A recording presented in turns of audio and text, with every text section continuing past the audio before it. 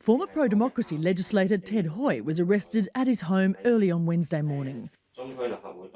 Also under arrest were two other legislators, Ray Chan and Eddie Chu. They've been charged for this incident. The pro-democracy politicians threw what was described as a foul-smelling liquid at the president of the city's legislature. It was during the second reading of a controversial bill which criminalises the mocking of China's national anthem.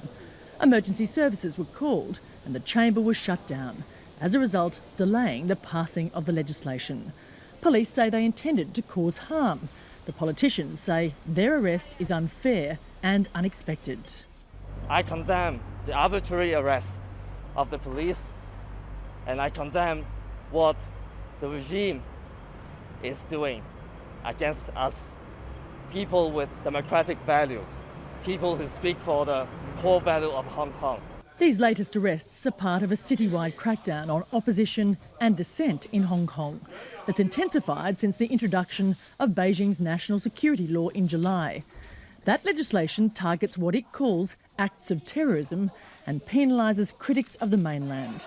In November, 8 legislators were charged for their role in a violent confrontation in the Legislative Council in May. Police is using public power, using criminal procedures to regulate what politicians, legislators, what they speak, what they do inside our legislature. This is ridiculous. This only shows to all Hong Kong people and to the world that this regime is a tyranny. Hong Kong's legislature has now been left with no effective opposition after 15 pro-democracy politicians quit last week. They resigned in protest against Beijing's decision to allow the city's executive here sack legislators without going through the courts. 4 have been disqualified so far.